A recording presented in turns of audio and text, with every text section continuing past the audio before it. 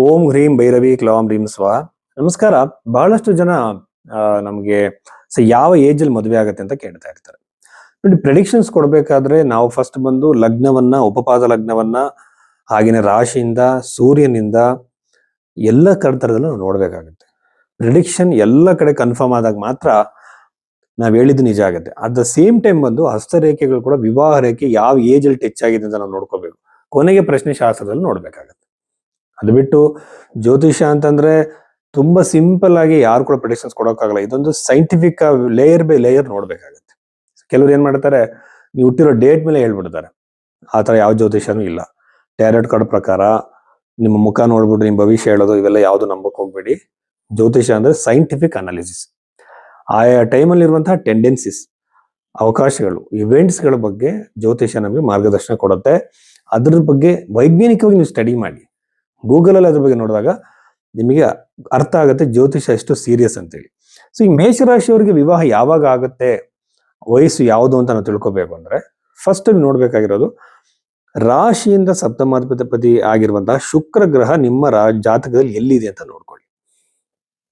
ಈಗ ಗುರುಗ್ರಹ ರಾಶಿಯಿಂದ 4ನೇ ಮನೆಯಲ್ಲಿ ಕರ್ಕಾಟಕ ರಾಶಿಯಲ್ಲಿ ಇದೆ. ನಿಮ್ಮ ಸಪ್ತಮಾಧಿಪತಿ ಶುಕ್ರ ಬಂದು ಇವಾಗ ಸಿಂಹ ರಾಶಿಯಲ್ಲಿ ಇದ್ದಾನೆ. ಓಕೆನಾ? ಸೊ ನಿಮ್ಮ ಲಗ್ನ ಕುಂಡಲಿಯಲ್ಲಿ ಶುಕ್ರ ಗ್ರಹ ಏನಾದ್ರು ಶನಿಯ ಜೊತೆನೋ, ರಾಹುವಿನ ಜೊತೆನೋ, ಕೇತುವಿನ ಜೊತೆನೋ ಇದೆಯಾ ಅಂತ ನೋಡ್ಕೊಳ್ಳಿ. ನಿಮ್ಮ ರಾಶಿಯಿಂದ 7ನೇ ಮನೆಯಲ್ಲಿ ಪಾಪಗ್ರಹಗಳಿದ್ದಾವ ಅಂತ ನೋಡ್ಕೊಳ್ಳಿ. ಪಾಪಗ್ರಹಗಳು ಅಂದ್ರೆ ರಾಹು, ಕೇತು, ಶನಿ, ರವಿ, ಕುಜ, ಈ ತರ ಗ್ರಹಗಳು. ನಿಮ್ಮ ವಿವಾಹದ ಟೈಮ್ ಪೀರಿಯಡ್ ಬಂದು ಯಾವಾಗಲೂ ಕೂಡ 28ನೇ ವರ್ಷದ ಮೇಲೆ ಇರುತ್ತೆ.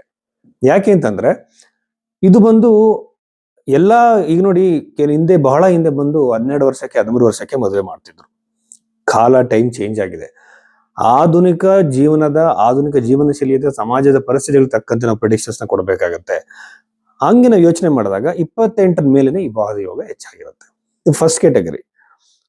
ಶುಭ ಗ್ರಹಗಳೇ ಸಪ್ತಮದಲ್ಲಿ ಇದ್ದಾವೆ. ರಾಶಿಯಿಂದ ಸಪ್ತಮ ಭಾವದಲ್ಲಿ ಅಂದ್ರೆ ತುಲಾ ರಾಶಿಯಲ್ಲಿ ಶುಭ ಗ್ರಹಗಳಿದ್ದಾವೆ. ಶುಕ್ರ ಗ್ರಹ ಇದ್ದಾನೆ ಅನ್ಕೊಳ್ಳೋಣ, ಚಂದ್ರ ಇದ್ದಾನೆ ಅನ್ಕೊಳ್ಳೋಣ, ಬುಧ ಗ್ರಹ ಇದ್ದಾನೆ ಅನ್ಕೊಳ್ಳಿ, ಈ ಶುಭ ಗ್ರಹಗಳು. ಮತ್ತೆ ಗುರುಗ್ರಹ ಕೂಡ ಅಲ್ಲಿದೆ ಅಂತ ಅನ್ಕೊಂಡ್ರೆ ಈಗಿದ್ದ ರೀತಿಯಲ್ಲೇ ಕರ್ಕಟ ರಾಶಿಯಲ್ಲಿ ಇದ್ದಾನೆ ಅನ್ಕೊಳ್ಳೋಣ. ಅಥವಾ ಗುರುಗ್ರಹ 6, 12, 8 ಇಲ್ಲದೆ ಶುಭ ಸ್ಥಾನಗಳಿದ್ದಾನೆ ಅನ್ಕೊಂಡ್ರೆ ಯೂಶುವಲ್ ಆಗಿ ಇನ್ ಟೈಮಿಂಗ್ ಮದುವೆ ಆಗುತ್ತೆ. ಈಗ ನೀವು ಇನ್ ಟೈಮ್ ಅಂದ್ರೆ ಯಾವ್ದಂತ ತಿಳ್ಕೊಬೇಕು. ಈಗ ನಮ್ಮಲ್ಲಿ ಎಜುಕೇಶನ್ ಮುಗಿಯದೆ ಒಂದು 25 ವರ್ಷ ಆಗುತ್ತೆ. ಸೊ ಕೆಲವರಿಗೆ ಅರ್ಲಿ ಮ್ಯಾರೇಜಸ್ ಆಗುತ್ತೆ. ಬೇಗ ಅಂದ್ರೆ ಎಜುಕೇಶನ್ ಮುಗಿದ ತಕ್ಷಣ ಮದುವೆ ಆಗ್ಬೋದು. 25 ಒಳಗಡೆನೆ ಇವರ ವಿವಾಹ ಆಗುವಂತ ಸಾಧ್ಯತೆ ಜಾಸ್ತಿ. ಗುರುಗ್ರಹದ ಪ್ರಭಾವ ರೆಟ್ರೋಗ್ರೇಡ್ ಗುರು ಇರಬಾರ್ದು.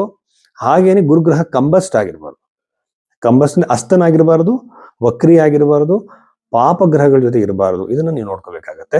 ನವಾಂಶ ಕುಂಡಲಿಂದ ಕೂಡ ಇದನ್ನ ಪ್ರೆಡಿಕ್ಷನ್ ಕೊಡಬೇಕು. ಬಟ್ ಜನರಲ್ ಆಗಿ ನಾನು ಹೇಳ್ತಾ ಇದ್ದೀನಿ,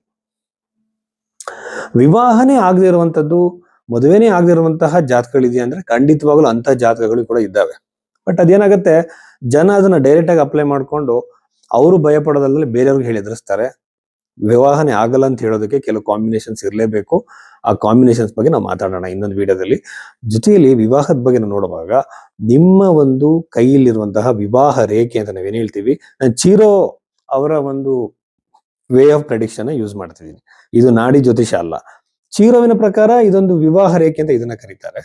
ವಿವಾಹ ರೇಖೆ ಯಾವಾಗಲೂ ಕೂಡ ಯಾವ ಏಜ್ ಟಚ್ ಆಗಿದೆಯೋ ಆ ಏಜ್ ಅಲ್ಲಿ ಯೂಶುವಲ್ ಆಗಿ ಮದುವೆ ಆಗುತ್ತೆ.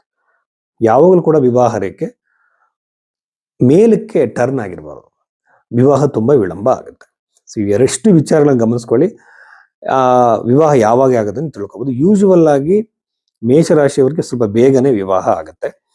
ತುಂಬಾ ಮೇಷರಾಶಿ ಹುಟ್ಟಿದಂಥವ್ರಿಗೆ ತುಂಬಾ ಜಾಸ್ತಿ ಪಾಸಿಬಿಲಿಟೀಸ್ ಬಂದು ಪ್ರೇಮ ವಿವಾಹದ ಸಾಧ್ಯತೆ ಅತಿ ಹೆಚ್ಚಾಗಿರುತ್ತೆ.